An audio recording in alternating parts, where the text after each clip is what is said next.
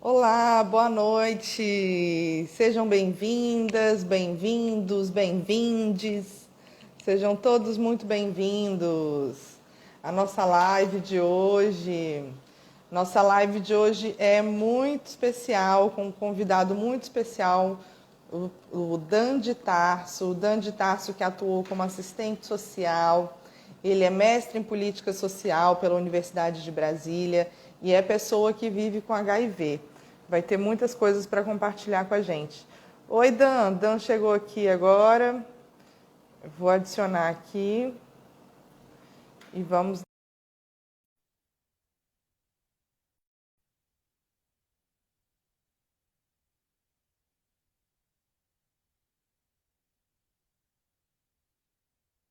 Oi, Dan, tá chegando?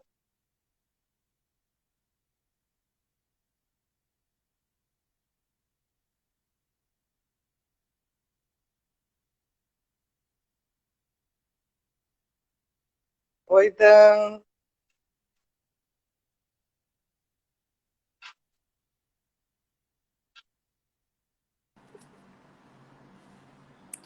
Oi, Oi, Dan. Fabi. Boa Olá, noite. boa Tudo bom? noite. Tudo bem e você? Tudo ótimo. Que prazer te receber aqui no nosso canal hoje. Prazer é meu, bom revê-la. Muito bom. O Dan, colega muito querido, o Dan tem uma atuação aí na história do serviço social. Ele atuou como assistente social na saúde, atuou como conselheiro no Conselho Regional de Serviço Social, como docente em serviço social. Enfim, tem uma trajetória e uma experiência aí muito bacana no serviço social para dividir com a gente. E atualmente ele está pesquisando na temática relacionada à saúde, né? E vai trazer aí para a gente muitas questões interessantes. E o Dan traz para a gente hoje muitas reflexões, né? O nossa live vai ser sobre a vivência, né, da pessoa com HIV, os estigmas, os obstáculos, as dificuldades e como é que isso está tendo essa realidade junto à política de saúde, né? É isso, E Fabi. então, eu vou passar a palavra para o Dan, que eu já fiz uma breve apresentação, que ele é graduado, né, pela Universidade de Brasília, mestre pela Universidade de Brasília, atuou na política de saúde, atuou como conselheiro de serviço social, atuou como docente no ensino superior. Vocês estão me O ouvindo? pessoal está falando que o meu áudio está ruim, deixa eu ver aqui. Vamos ver, melhorou? Tá. Então, Fabi, boa Você noite. está me ouvindo bem, Dan? Eu estou te ouvindo bem. Normal, né? Sim. Ah, então tudo bem. Boa noite a todos. Na verdade, Fabi, eu atuei como assistente social de 2009 até 2018. A minha atuação se deu tanto na política de saúde como na política de assistência social e também na docência em serviço social, né? Na área de extensão universitária e de ensino. É, Falar sobre HIV/AIDS para mim é uma novidade, porque parte muito da minha vivência, não é meu objeto de estudo. Eu pesquiso SUS, mas eu pesquiso saúde LGBT, né? Principalmente aí a temática da população TT, saúde da população de travestis e transexuais. E eu fui meio que desafiado a pensar a questão da HIV/AIDS essa semana para falar com alguns profissionais na live com você. E aí eu fiz meio que uma ressignificação da minha vivência para a gente debater um pouquinho aqui. Porque o que impera hoje, Fabi, sobre a questão do HIV/AIDS é a questão do preconceito, né? Principalmente aí do estigma social, saúde, a questão do Obrigada. estigma social, né? Do preconceito, porque houveram muitos avanços nos últimos anos aí na questão da HIV/AIDS, como a gente vai ver aqui, né? E aí saudar a todo mundo que está vendo a live, né? Estou vendo alguns ex-alunos aí e amigos mandando abraço, boa noite a todos. E eu não poderia, Fabi, de deixar de citar uma pessoa nessa trajetória, né? Porque, assim, eu sou um homem gay e eu tive que sair do armário aos meus 14 anos em relação à minha sexualidade. E sair e assumir a questão da sorologia é como sair do armário pela segunda vez, né? É um processo muito dificultoso. Receber o diagnóstico de HIV é um processo que causa dor, que causa sofrimento em muita gente, dado o preconceito social, como a gente vai conversar aqui.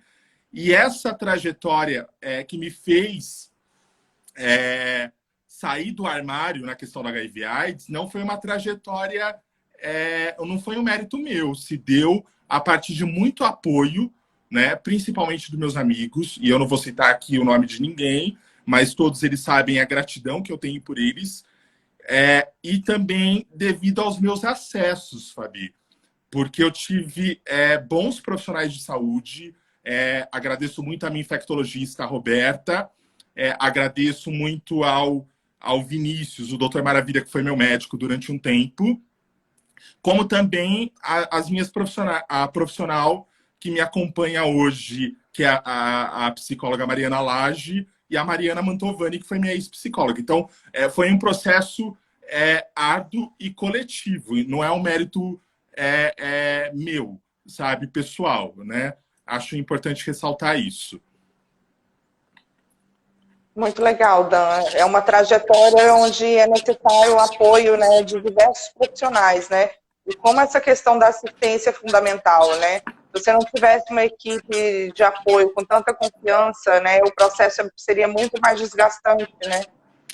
O processo, ele é desgastante, Fabi. A gente vai ver aqui a questão dos estigmas. Para você ter uma ideia, hoje eu estava conversando com alguns profissionais de saúde e nós, população que vive com HIV, AIDS, tivemos prioridade no processo de vacinação. Só que tem algumas pessoas que vivem com HIV AIDS que não estão indo se vacinar porque vivem um total isolamento social, a família não sabe do diagnóstico, os amigos não sabem do diagnóstico e tem medo de chegar ao posto de saúde, informar a sorologia, como explicar depois a questão de que foi vacinado, né? Então, assim, eu acho que é muito forte a questão do estigma social. Eu também esqueci de dizer, Fabi, e aí eu preciso honrar a memória de uma pessoa, que é a memória do professor Mário Ângelo, da UNB, sabe? Que faleceu o ano passado e que foi uma pessoa muito importante na minha trajetória na questão do apoio quando eu recebi a questão da sorologia e que era um militante da causa HIV/AIDS, né? A gente tem que pensar, Fabi, que o Brasil é o 12º país aí no ranking mundial em população com HIV. A maioria dos países são países africanos, né, que possuem alto número de pessoas que vivem com HIV/AIDS. O primeiro país é a África do Sul, e países em desenvolvimento aí, como o Brasil, nós temos a Índia e temos a Rússia, né, e o Brasil. Mas a maioria dos países são países muito pobres, como a Uganda, como o Quênia, né? Hoje no Brasil, nós temos aí cerca de quase 1 milhão de pessoas que vivem com HIV/AIDS, né?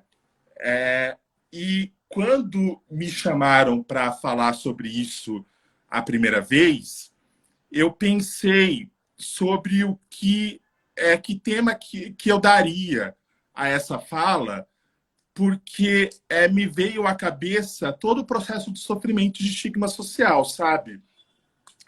E eu até destaquei e mandei, inclusive, para você, né? E na fala que eu fiz na segunda-feira com os profissionais de saúde, a questão da resistência diante dos estigmas, porque eu acho que, claro, há o estigma social, mas há muito que se comemorar diante dos avanços. A gente gosta de ciência, né, Fabi? A gente está no momento Sim. negacionista e a gente gosta de ciência. Existem estudos que apontam aí claramente, como o estudo Partner 1 e o estudo Partner 2, né, e o OPS, que são estudos aí no campo da medicina, que indicam que qualquer pessoa hoje que faz o tratamento para HIV/AIDS, em torno de 6 meses com o uso da medicação, se torna indetectável. O que significa ser indetectável? Significa ser intransmissível. Ou seja, essa pessoa ela não transmite mais o vírus do HIV.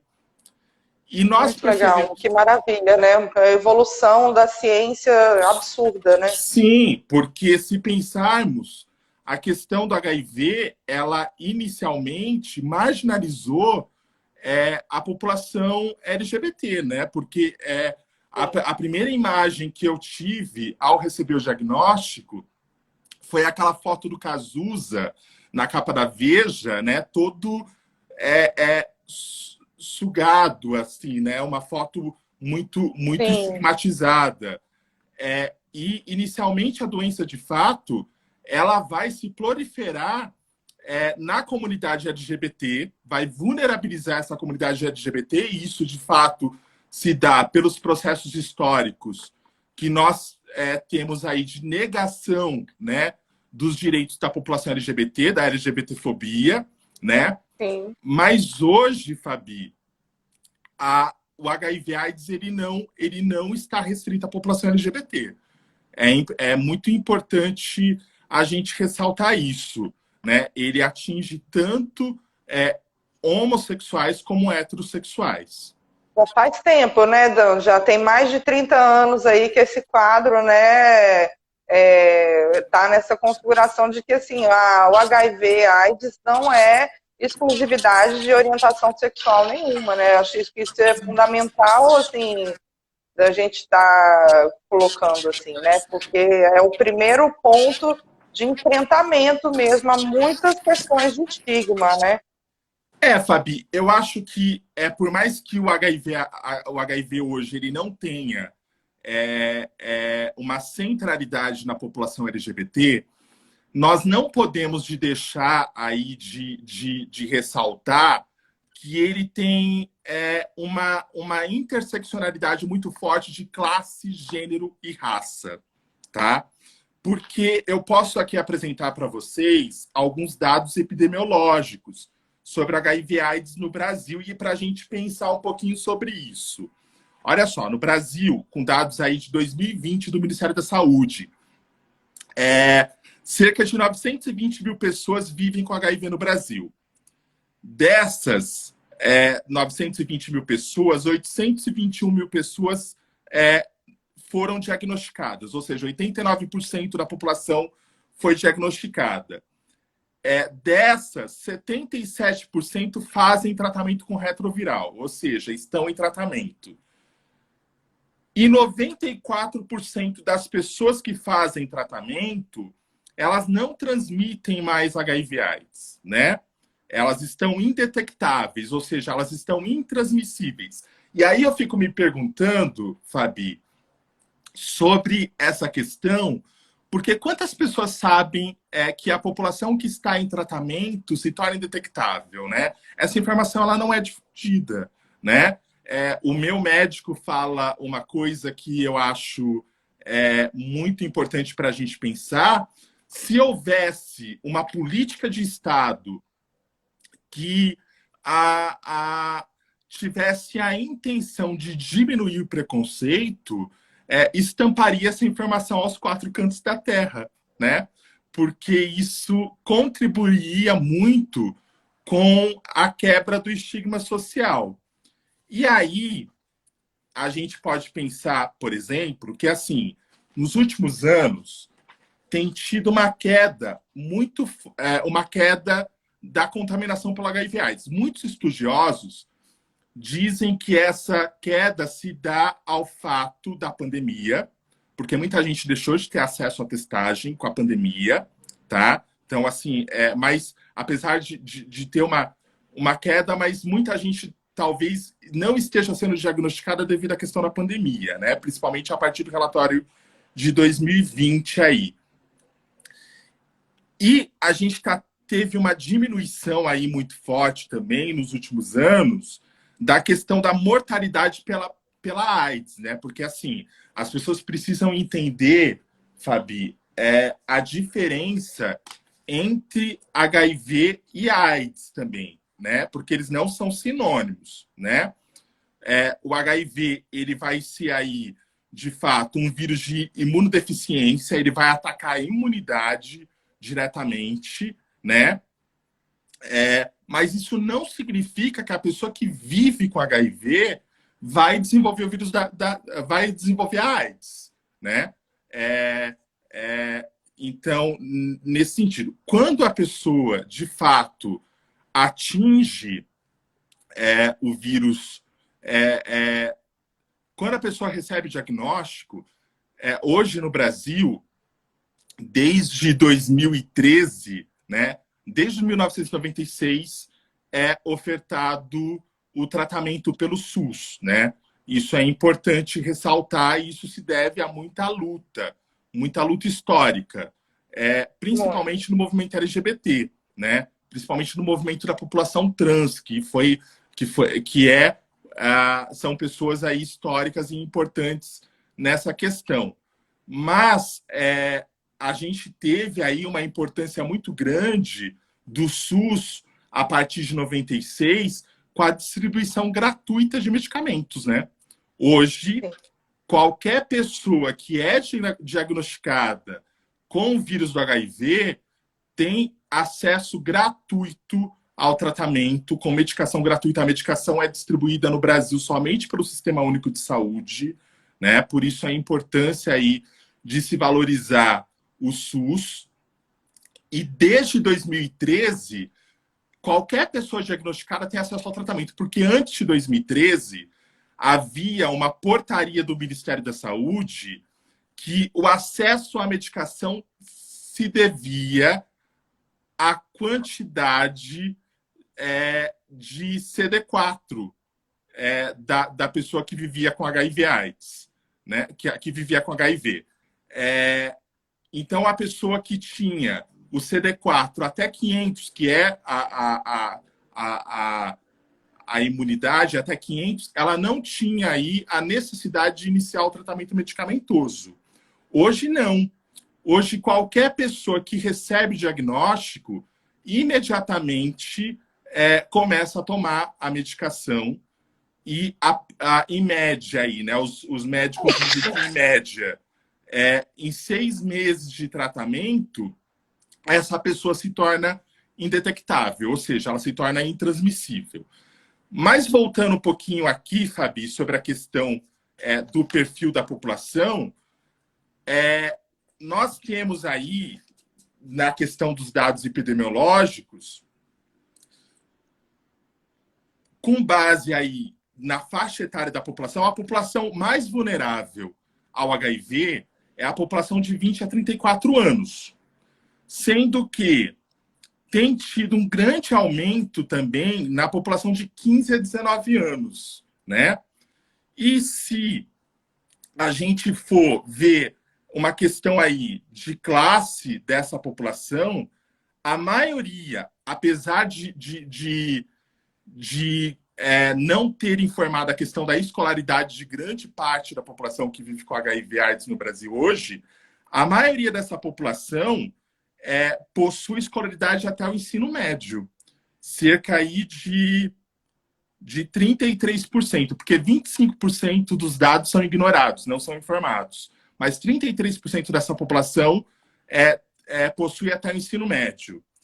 E se a gente for pensar na questão de raça, há indicadores muito pontuais aí, porque 50,7% dessa população é preta, né? E a maioria das pessoas são homens,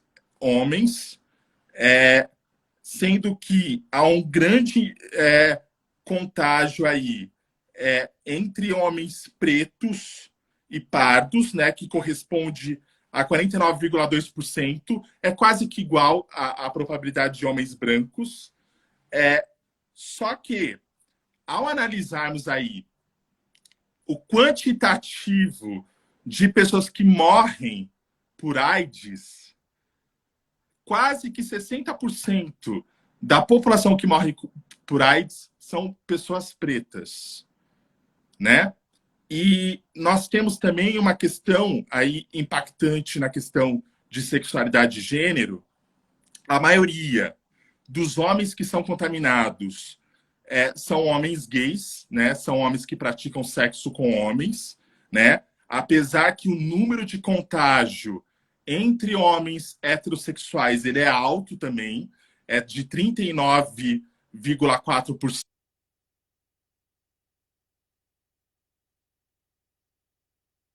Deu uma travadinha aqui. Ela é muito forte ainda. Vamos esperar que o Dan voltar. Oi, deu uma travadinha. Ô, Dan, vamos aproveitar aqui que deu uma travadinha aqui. Vê no seu celular aí se você diminui o volume um pouquinho, que eu acho que está dando um eco com a minha voz.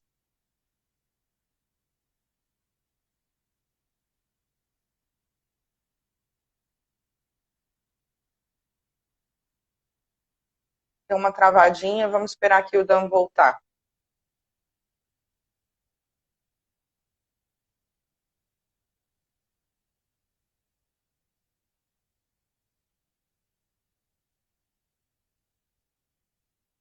Vamos aguardando aqui. Dan caiu, vamos aguardar aqui para ele voltar. Ele já vai voltar e a gente continua com a nossa live, tá? Quem está chegando agora, aguarda um minutinho, que a gente vai aguardar o Dan voltar para a gente poder retomar aqui a nossa live, tá? Daqui a uns minutinhos ele volta. Oi, Dan, já voltou. Vamos lá. Deixa eu mandar o convite aqui para o Dan. Oi, Dan. Sim. Aí eu estava te falando, no seu volume no celular, abaixa um pouquinho aí, por favor. Você está falando comigo pelo celular, né? Estou falando pelo celular. O volume mesmo, abaixa um pouquinho para ver se dá menos eco com a minha voz. Abaixei. Isso. Aí, obrigada. Aí dá menos eco. Então, a gente estava aqui num bate-papo tão emocionante aqui, tantas informações, e você estava me falando sobre os dados, né, relacionados a pessoas com HIV e relacionados à questão de raça, né, que a mortalidade de pessoas negras com HIV é maior do que a mortalidade de pessoas brancas, né, e esse é um dado importante, né, Dan, porque é um dado que revela para a gente que possivelmente as pessoas negras estão tendo menos acesso a tratamento de saúde, a condições de saúde para poder ter uma mortalidade mais alta, né? Se isso está acontecendo, esse é um indicador muito forte, né? Sim, Fabi. Estão falando para usar o fone, né? Mas eu estou sem fone. Eu não sou blogueirinha, então eu não tenho fone. Aqui, não tem problema, não. Isso é um indicador muito forte, né? Para a gente pensar a questão do acesso à saúde, né, Fabi? Porque a população que mais morre, de fato, é a população preta, mais de 60%. E entre a população preta, a população que mais morre são de mulheres pretas, né? Ou seja, indica aí que essas mulheres estão tendo maior dificuldade de acesso à saúde que os homens pretos, né? É muito pouquinha a diferença percentual, mas há indicadores que apontam isso, né? O contágio entre mulheres, ele é bem mais baixo que homens, de fato, e, assim, o contágio entre mulheres lésbicas, ele é bem pequeno, né? Há uma proporção maior de contágio entre mulheres heterossexuais, diferente aí da proporção de contágio entre homens que fazem sexo com homens, né? Que é maior entre a população do gênero masculino aí. Para se ter uma ideia, há uma pesquisa do Ministério da Saúde, Fabi, que aponta que na cidade de São Paulo, onde eu vivo atualmente, cerca de entre quatro... aí, calma, me perdi. A cada 4 homens, um homem gay, a cada 4 homens gays, um homem gay vive com HIV/AIDS. Né? É um índice bem alto, né? É um índice alto, sim, Bem é alto. fato. Isso é um índice alto. Agora, é preciso também apontar, Fabi, que por mais que seja um índice alto, não se pode aí restringir essa questão à população LGBT. Né? Como a gente apontou aqui, existem dados aí que indicam que o contágio não está centralizado na população LGBT. Né? O contágio de mulheres, por exemplo, deixa eu ver se eu acho aqui.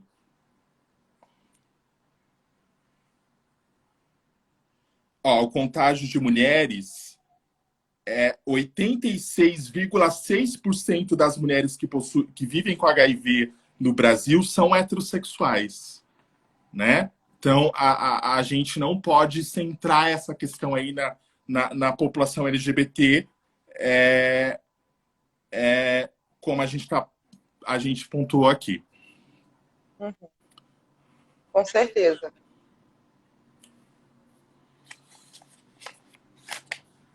Eu acho importante, Fabi, a gente dizer aí, né, que nós temos alguns avanços na questão do HIV/AIDS. Primeiramente, a questão medicamentosa, né? Assim, o tratamento é garantido via SUS.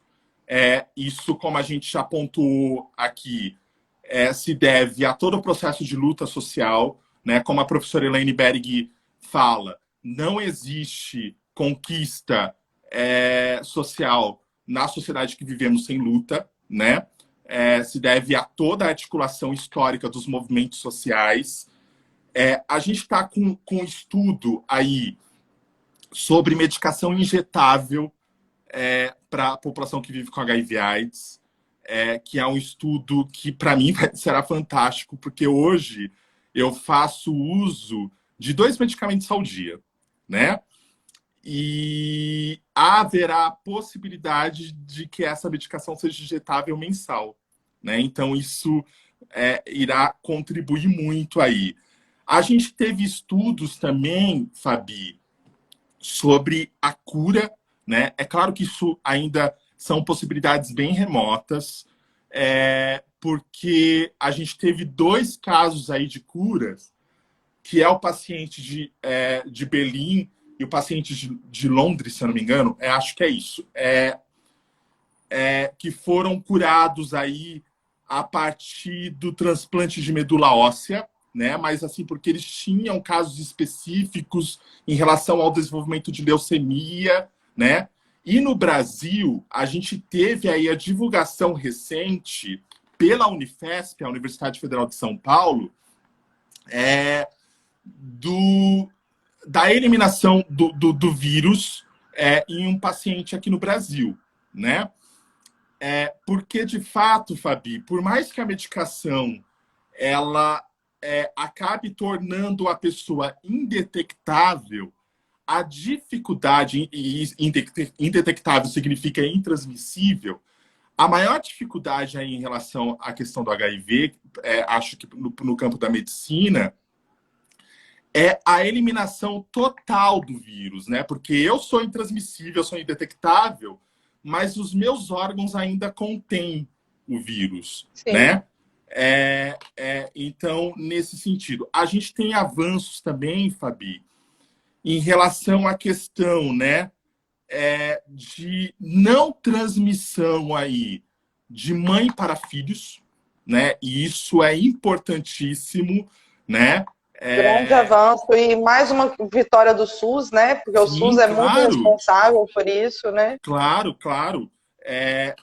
E no campo da prevenção, Fabi, nós temos inúmeros avanços, porque assim, a gente tem que pensar na prevenção para além da camisinha, né? A camisinha é distribuída pelo SUS, né? Tanto a camisinha interna como a externa, né?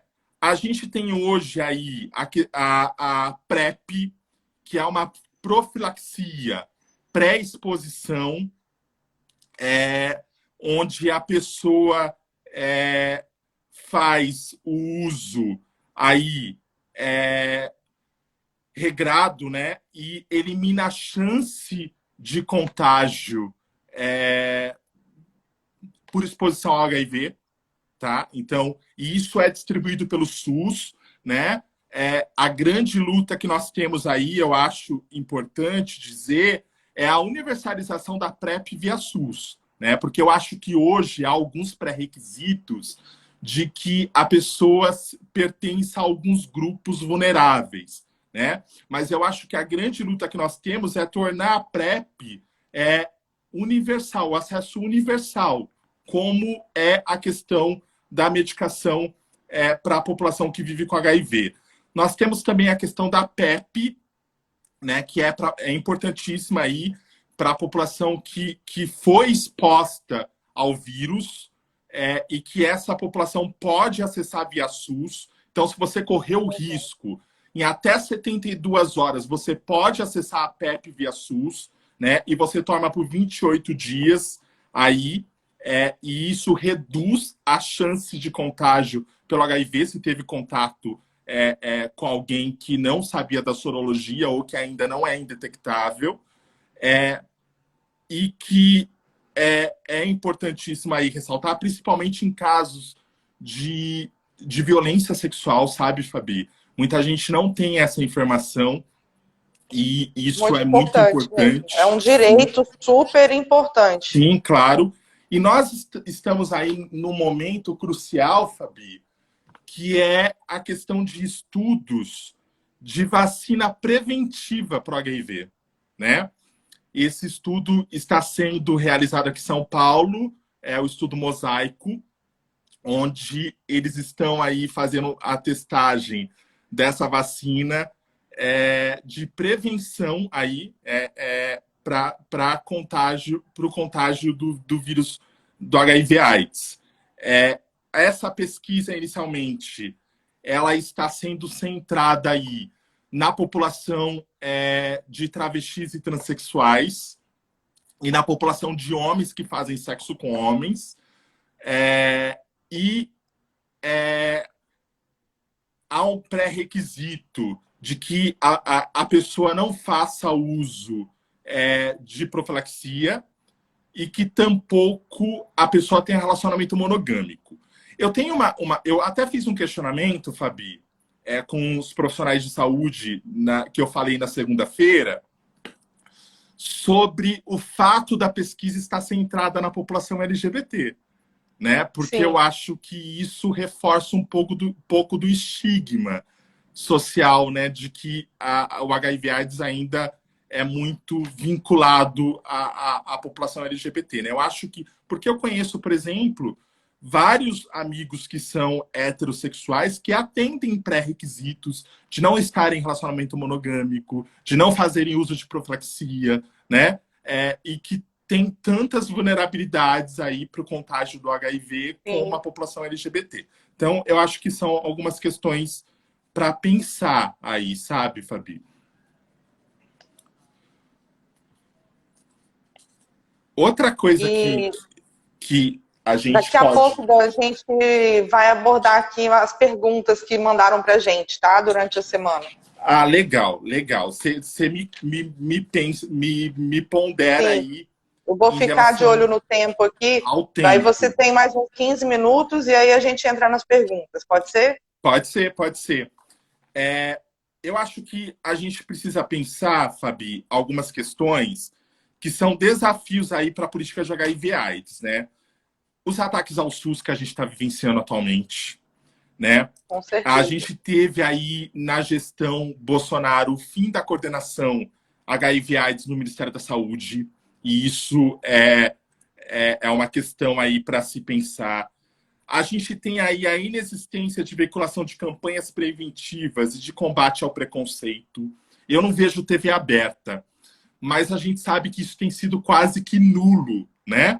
Sim. E eu acho que a gente precisa avançar nesses aspectos, até porque, né, eu acho que essas campanhas informativas, elas contribuiriam para diminuição de estigma, mas também para diminuição do medo aí da pessoa que é diagnosticada. Porque, por exemplo, se houvesse a propagação da informação de que ser indetectável ser intransmissível, né? Eu acho que isso seria primordial aí no combate ao estigma. E isso não é falado, né? Isso não é propagado, né? Eu acho que tem uma questão muito central aí, Fabi, também, que é a questão de pensar o cuidado da saúde mental da população, da população que vive com HIV/AIDS, né? Porque o sofrimento, a questão do isolamento é muito forte. E pensar na questão intersetorial das políticas.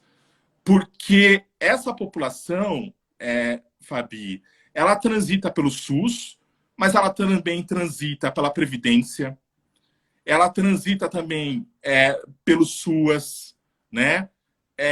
A gente tem que pensar aí também da importância da questão da educação sexual nas escolas, né?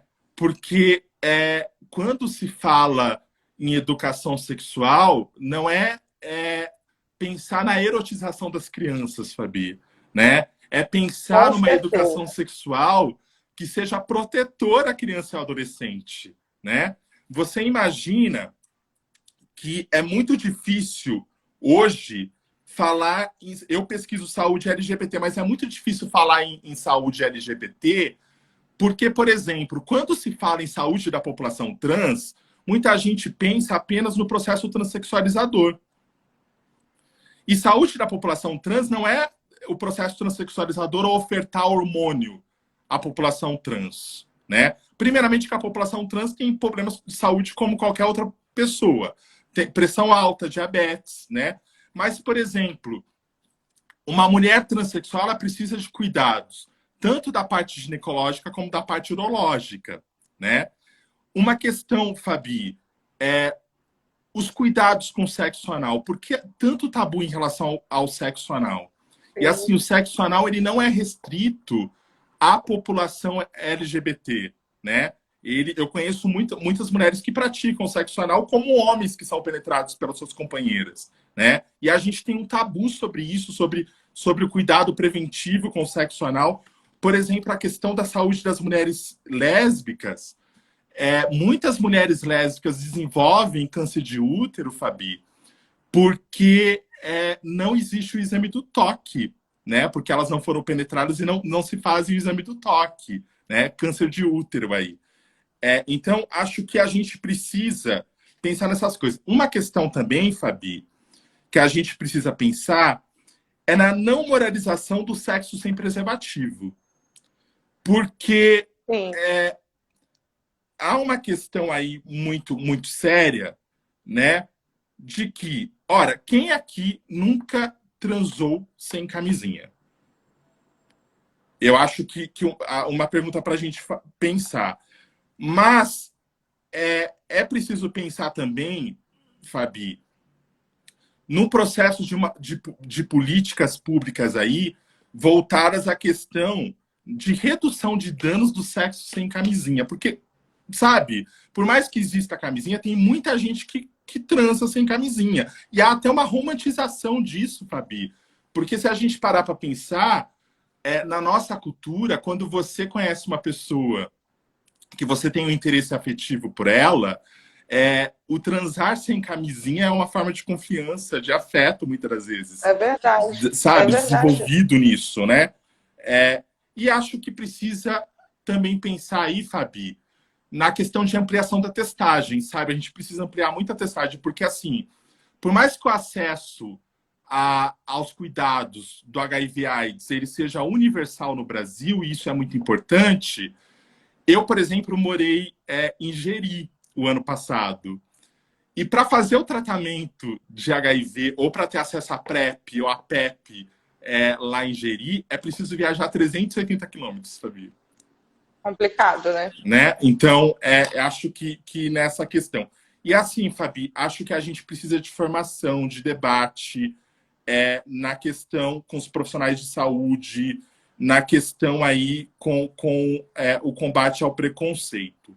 Porque, Fabi, assim, ser diagnosticado com HIV, e aqui eu posso falar um pouquinho da minha experiência pessoal e das questões que eu ouvi aí como assistente social, ou então de pessoas que me relatam, inicialmente ter muito medo aí.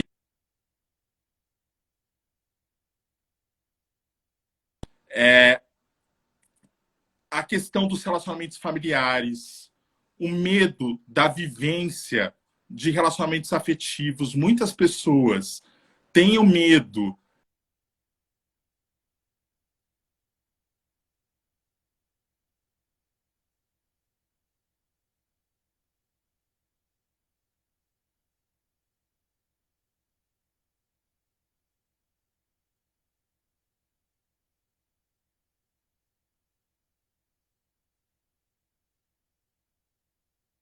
Deu uma travadinha aqui, gente. Vamos esperar aqui o Dan voltar. Ele já está voltando para a gente terminar a nossa live. Vamos falar sobre as perguntas que vieram para a gente. O Dan está voltando aqui. Já mandou um oi aqui para a gente. Só um minutinho que o Dan já está chegando. Oi, Fabi. Oi, Dan. A conexão... Pois a gente estava tá caindo um pouquinho. A gente estava falando sobre a questão da conscientização dos profissionais de saúde, né? Como é importante, né, Dan? E a gente vê, assim, realmente um processo de desumanização, muitas vezes, nos profissionais de saúde, né? Que estão ali tão pressionados, em meio a tanto sofrimento, a uma realidade tão dura, que muitas vezes a gente vê um processo de desumanização, né? Então, é preciso retomar essa conscientização, com certeza. A gente tem algumas perguntas, né? Sim, Fabi. Uma das perguntas é: por que o estigma do HIV/AIDS é ainda tão centrado na população LGBT? Tem tudo a ver com o que a gente estava comentando, né? E a outra pergunta é se você já sofreu algum tipo de discriminação pela sorologia. Eu acho que, de fato, tem uma questão aí de que, historicamente, né, quando se pensa em HIV/AIDS, se pensa na população LGBT, mas isso precisa ser quebrado, porque hoje nós sabemos que não é centrado na população LGBT, né? Qualquer um está suscetível a contaminar-se com HIV/AIDS, né? Com HIV. E em relação ao preconceito, sim, já sofri. Eu acho que o primeiro preconceito que eu sofri, o primeiro baque, assim, foi assim que eu recebi o diagnóstico, eu não estava indetectável ainda, e eu estava fazendo tratamento com uma dentista. E no momento do diálogo com ela, eu falei que eu estava com plaquetopenia. E eu soltei assim, sabe? Sem nem refletir sobre a questão. E ela falou que precisava encerrar o atendimento naquele momento. E na próxima, na próxima vez que eu fui até ela falou que iria devolver o dinheiro, que não poderia mais me atender. Então, nesse sentido. Eu já tive dificuldades aí, por exemplo, de contratar profissionais da área de direito, porque eu precisava de um profissional para uma causa aí em relação ao HIV, e quando eu pedi para ter acesso a peça processual, porque ele ia citar a questão do HIV, ele acabou me negando isso, e eu achei isso meio que de certa forma até cruel, porque ele iria publicar informações minhas pessoais, e nesse sentido eu acho que eu poderia até contribuir com ele sobre informações técnicas que ele não tem conhecimento. Então, nesse sentido. E tive muitas dificuldades antes de sair do armário em relação à questão da sorologia, Fabi, de constituição de relacionamentos afetivos e sexuais. Eu acho importante ressaltar uma questão aqui que a gente não falou. É direito da pessoa que vive com HIV/AIDS o sigilo, né? Isso é previsto em lei, né? E eu acho que todo mundo que é diagnosticado com HIV/AIDS vive um grande dilema ético sobre contar ou não contar da sorologia. E você está me ouvindo? Tô te ouvindo. Sim. Bem complexo, né? E acho que aí existe questões bem complexas, Fabi. Porque, assim, você não tem a obrigação de falar da sua sorologia para ninguém. Eu acho que falar é um processo de muito amadurecimento pessoal. E que cada um vai ter o seu momento. É claro que assim, Fabi, eu, como Daniel, não viveria uma relação afetiva sem falar da minha sorologia, sabe? Sem abrir a questão. Mas eu já atendi como assistente social uma questão que eu fico pensando sobre esse dilema ético, que foi uma situação de uma senhora que vivenciou a morte do companheiro e ela ficou sabendo, após a morte dele, que ele vivia com HIV há cerca de 20 anos. Só que ele estava indetectável, ele estava intransmissível, né? E naquele momento, a gente abriu o diagnóstico dele para ela. E eu fico pensando se hoje, eticamente, eu faria isso. Eu acho que não. Porque se eu tivesse acesso ao prontuário dele e identificasse que ele era indetectável, que não colocou ela em risco, né? E acho que isso entra muito na questão do nosso código de ética, eu jamais abriria para ela e mancharia a questão da honra dessa pessoa, né? Que não teve a capacidade de contar aí sobre a sorologia para a companheira, da forma que eu abri. E eu vejo muita gente discutindo essa questão de contar ou não contar, Fabi. Principalmente profissionais de saúde. Sim. E eu acho que é preciso ter muito cuidado com isso. Até nós, assistentes sociais, temos que ter cuidado se a informação de fato é relevante. Porque claro, acho que principalmente nós, assistentes sociais, sim, né? Acho que essa é uma decisão que, em primeiro lugar, diz respeito ao usuário, né? Claro. Ao livre-arbítrio, à autonomia do usuário, né? Claro. Cabe ao usuário essa decisão, né? De compartilhar ou não, de se expor ou não. Porque é como você disse, né? Como sair do armário para a sociedade novamente, né? É você se expor ali em todas as suas vulnerabilidades, né? Não é fácil, né? Dando uma travadinha. Um minutinho que ele já está voltando, gente. Só um pouquinho, que esse bate-papo aqui está muito bacana, está muito interessante. O Dan trouxe muitas informações para a gente sobre a questão do HIV e AIDS. Ele saiu e já está voltando, tá? Pode esperar um minutinho que a gente vai finalizar aí nossa live dentro de instantes.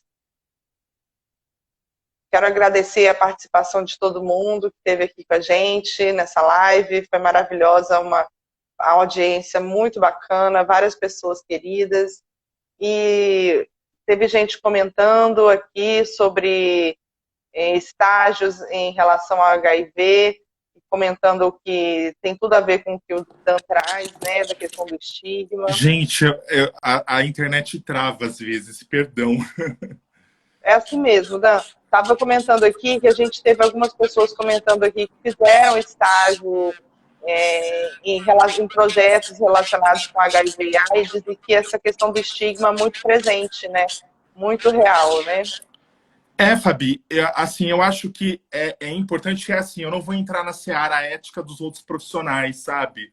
Advogados, psicólogos, médicos, né? Porque eu não gosto que entre na seara ética minha enquanto assistente social, eu não vou entrar na seara ética deles. Sim. Mas eu acho que é preciso pensar, por exemplo, quando eu, assistente social, eu fui perito do Tribunal de Justiça do Ceará, né? Um tempo. Quando eu produzia laudos e pareceres, eu compartilhava a informação com o meu usuário, né? Com a pessoa. É claro que havia algumas situações onde, se a pessoa não concordasse com determinada informação, eu manteria a informação porque violava o direito de outra pessoa e etc. Né? Agora, eu acho que é preciso a gente dialogar e aí ter uma clara consciência de quando determinada informação é importante constar, né? E nesse sentido, muitas das vezes a sorologia não vai acrescentar em nada, só vai expor desnecessariamente a pessoa, né? Então, acho que isso é uma questão importante a se pensar no campo ético aí. Com certeza, com certeza. A gente teve aqui o Marcelo comentando, concorda com a gente que se não é relevante para a situação discutida, não existe necessidade de falar. Isso não é nem questão de sigilo, mas sim sobre respeito. É isso mesmo. Nesse sentido que a gente está realmente colocando. Muito Fabi, legal, Dan, você trouxe reflexões muito, muito importantes para a gente. A gente tem tempo ainda? Temos, assim, cerca de 10 minutinhos. Eu acho que eu queria colocar algumas questões, Fabi, bem rapidamente aqui, do que para refletir sobre falas que contribuem com o estigma, né? Eu acho que a primeira questão que a gente pode pontuar aí é a fala, por exemplo, você está ou você é limpo, sabe? Porque o contrário de limpo é sujo, né? E aí vai. Uma pergunta que muita gente faz, por exemplo, é como você foi infectado, né? E se quanto tempo você tem de vida, né? Falar, por exemplo, você deveria dizer às pessoas diretamente. Eu vivenciei uma questão, Fabi, onde eu tinha uma amiga que ela pontuava isso, sabe, frequentemente sobre o fato de eu ter que narrar as pessoas que eu me envolvia. E assim, Fabi, cá entre nós, a pessoa que é solteira e que tem um envolvimento sexual casual, muitas das vezes o porquê que ela vai relatar a sorologia dela, né? Abrir isso de forma banal, assim, né? Você não parece ter HIV. Eu acho que é uma questão muito séria também a se dizer, né?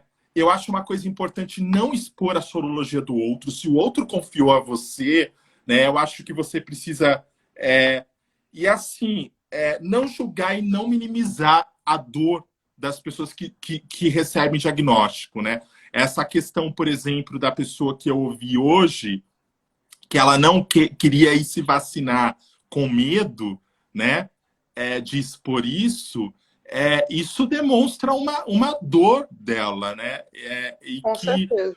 Ela precisa de acolhimento, né, e que assim, gente, a gente vive numa sociedade que nos julga o tempo inteiro, que nos expõe o tempo inteiro, né, que nos oprime o tempo inteiro, né, ainda mais se você não é branco, se você era mulher, se você é LGBT, né, e por aí vai. Então, e assim, eu acho que é preciso entender que cada um tem o seu tempo, né? E receber o diagnóstico é um processo que requer maturidade, Fabi, muita maturidade. E cada um vai conseguir desenvolver isso ao seu próprio tempo. Tem gente que vai conseguir sair do armário em relação à sorologia, mas tem gente que não vai conseguir sair nunca, né? E tá tudo bem. né? Eu senti necessidade de Exatamente. falar, mas tem gente que não vai sentir. Exatamente. Nossa, Dan, muito, muito legal nossa live. Assim, você trouxe informações muito importantes, reflexões necessárias. A nossa audiência aqui teve super presente, bombou nossa live. E quero, assim, te agradecer muito por tudo que você trouxe para a gente e dizer que é só a primeira de muitas. Quero que você venha depois falar sobre sua pesquisa do SUS e o processo transexualizador, a gente falar sobre a sua dissertação de mestrado. Você é uma pessoa que tem muito para compartilhar com a gente, para acrescentar, e a gente só tem a agradecer aqui as suas contribuições, foram maravilhosas. Fabi, obrigado a você. Desculpa se... assim, é a primeira vez que a gente expõe isso, né, por meio de uma live, e é muita coisa para falar, porque as pessoas não têm informação, né? Isso é Sim. muito dificultoso, e aí a gente acaba se perdendo. Mas te agradecer a todo mundo. Acho que é um assunto que a gente tem que falar mais, né? Com certeza. E que bom que as pessoas estão abertas a ouvir, né? Acho que isso é muito importante. Nossa, eu te agradeço muito, assim, você ter tido toda essa disponibilidade de vir aqui com tanta verdade, com tanta honestidade e se colocar, se abrir com a gente, contar um pouco da sua trajetória, da sua história. E, assim, você trouxe para a gente também dados tão importantes para a gente refletir, né, sobre essa realidade. Eu acho que a gente tem muita coisa para fazer pela frente. Esse caminho do virtual, das mídias sociais, é um caminho da gente estar em contato com muitas pessoas que a gente não acessaria de outra forma. Então, vamos pensar uma atividade para a gente fazer no futuro de educação em saúde relacionada ao HIV. Vamos pensar outras conversas que a gente pode ter para ir debatendo e chamando a atenção da sociedade e trazendo as pessoas para o debate, porque Sim, Fabi, eu acho que o nosso claro. E papel aqui assim, é esse mesmo, sabe? Esse canal é para isso, é para defender o serviço social crítico, é para dar espaço para gente de conteúdo, de qualidade, de valor. E você tem muita coisa para compartilhar com a gente. A gente sim, precisa Fabi, combinar acho que várias é coisas. super importante. Obrigado. E assim, a importância que se tem, né, de abordar, principalmente no âmbito do serviço social, esse assunto na academia, né? A gente precisa, e aí o Cefes e o CRES têm um papel importantíssimo e na formação, né, e na divulgação de informações sobre a questão, né, articulação junto aos movimentos sociais, né? Eu acho que a gente tem que tratar mais da questão, principalmente no âmbito do serviço social. De fato, a questão não é muito tratada. Se você faz uma pesquisa sobre dissertações e teses de doutorado, Fabi, sobre a questão, é muito pouca, sabe? É muito ínfimo, sabe? Acho que a gente precisa avançar em muito mais. E, claro, eu até entendo essa questão, porque assim, Fabi, falar sobre isso não é fácil, né? Até para quem vive. Eu fico pensando que eu fui docente por um bom tempo e eu dei política de saúde, eu nunca abordei a temática do HIV/AIDS. Eu dei disciplina de direitos humanos e nunca abordei a temática do HIV/AIDS, né? Eu estou falando sobre isso agora, né? A partir da minha vivência, né? Então acho que são questões para a gente pensar e para a gente avançar. E Com obrigado e certeza, parabéns. com certeza. E obrigada a você por trazer tantas coisas importantes, por que a gente fazer uma menção honrosa, né, ao nosso querido professor Mário Ângelo, lá na Universidade de Brasília, que tanto contribuiu nessa temática da questão do HIV e AIDS. E você, assim, foi muito bacana. A gente tem vários elogios aqui. A Adriana Dan tem muito a contribuir. A Líris Galhardo, gratidão, maravilhoso por esse debate bacanérrimo, com você é um ser incrível. O Marcelo elogiou também, que são ações como essa que vão contribuir para diminuir o preconceito, conhecimento e informação, parabéns. A Fernanda Fernandes deu depoimento para ela sobre o estágio e como tem a ver com a questão do estigma, né? A Rosália, parabéns. A Fê da Silva, adorei.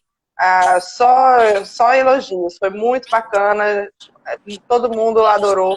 NEPAS Estudos, que é um grupo de estudos maravilhoso, de pesquisa, apoiando aqui a nossa discussão com o tema. Então, assim, só te agradecer realmente. E já vamos combinar as próximas, viu? Já vou ficar no seu pé para a gente agendar para esse ano aí, ainda umas 2 aí para esse ano. Obrigado, Fabi. Obrigado. Boa noite a todos. Tá Obrigado. bom? Um beijo, viu? Boa noite. Tchau, obrigado. Obrigada.